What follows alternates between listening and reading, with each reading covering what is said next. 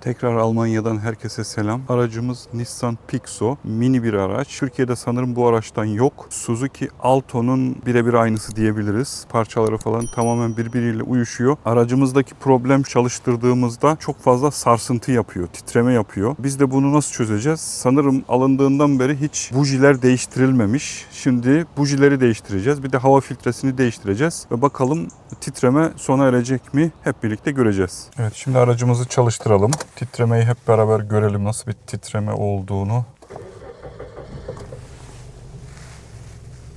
Evet, şu anda parkta, şöyle gördüğünüz gibi park konumunda. Şimdi biz bunu N'ye aldığımızda aracımız böyle aşırı derecede titriyor. Biz bu titremeyi gidermeye çalışacağız. Hadi başlayalım.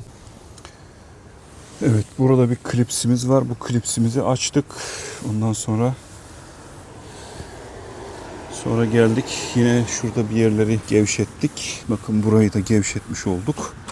Şimdi bunu dışarı alacağız. Altta bujileri göreceğimiz yer ortaya çıkmış olacak. Bakalım neler olacak.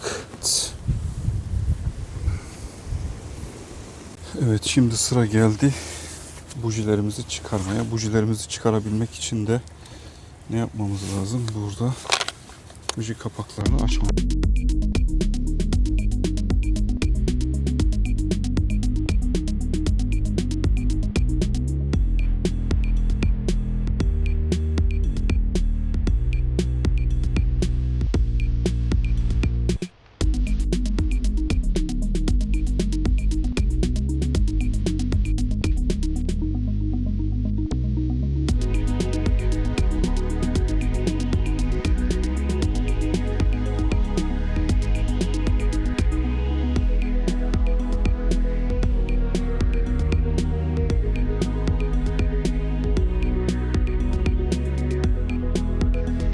Biraz zor olsa da bujimizi yerinden çıkardık.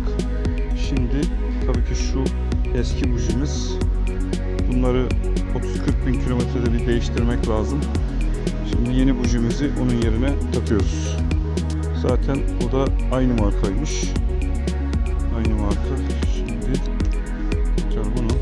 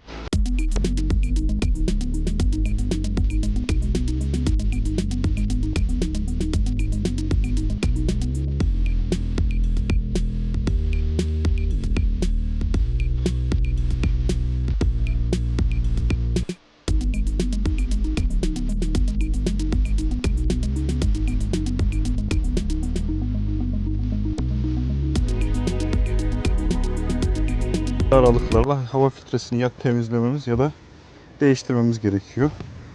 Biz de değiştiriyoruz. Evet, şimdi bunu doğru şekilde yerleştirip yerine şu şekilde